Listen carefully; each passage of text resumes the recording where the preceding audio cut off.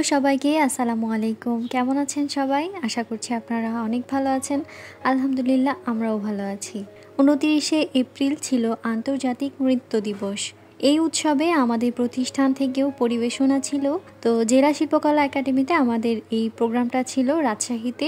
তো এই সকল ভিডিও ক্লিপগুলো নিয়ে আজকের আমার এই ভিডিওটি, আশা করছি আপনাদের ভিডিওটি অনেক ভালো লাগবে। তো আরেকটু আগে থেকে বলি যে সেদিন ছিল আসলে ২৭শে এপ্রিল, আমি ঢাকাতে ছিলাম। তো ঢাকাতে থাকা অবস্থাতেই আমি ফোন পাই এই উৎসবে অংশ নেওয়ার জন্য। তো এই দিনেই আমি রাজি হয়ে যাই এবং ফোনেই আমি আসলে ড্রেসের মাপও দিয়ে দিই। তো এরপর সারা রাত আমি জার্নি করে ভোরে এসে নাটোরে পৌঁছাই এবং বাসার সব কাজ সামলিয়ে, মানে নিজের সংসারে যা কাজ থাকে সব কিছু সামলে, বাসা পরিষ্কার, বাসন মাজা, রান্না করা, কাপড় ধোয়া, গাছ গোছালিতে পানি দেওয়া, সব কিছু আমি দ্রুত শেষ করে রেডি হয়ে বের হয়ে যাই প্র্যাকটিসের উদ্দেশ্যে। অলরেডি আমি চলেও এসেছি ক্লাসে।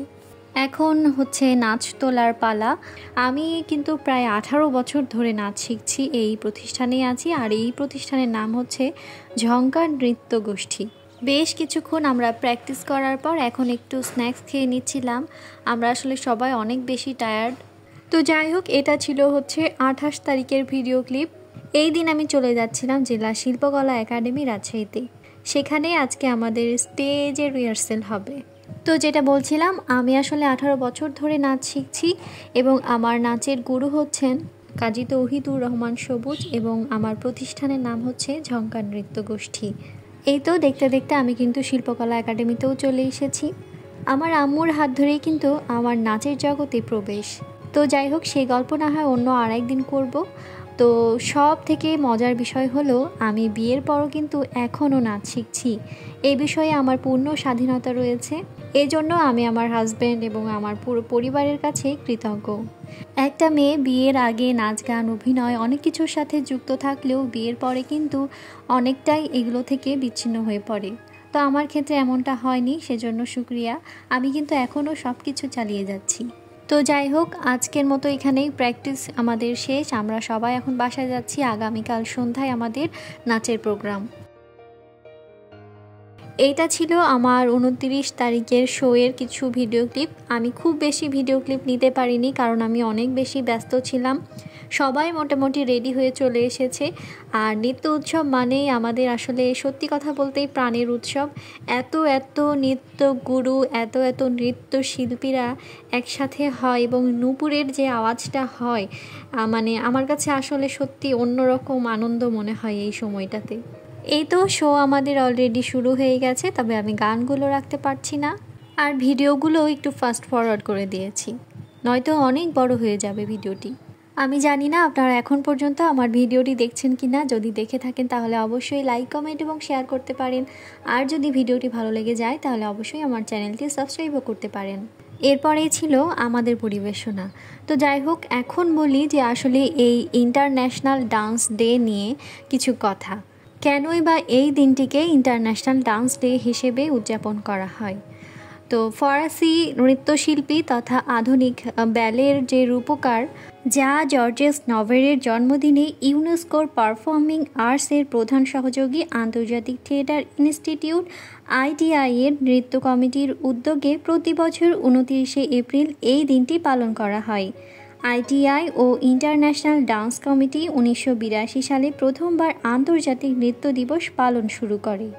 এখন স্টেজে আমরা আছি, মানে ঝংকার থেকে চলছে আমাদের পরিবেশনা।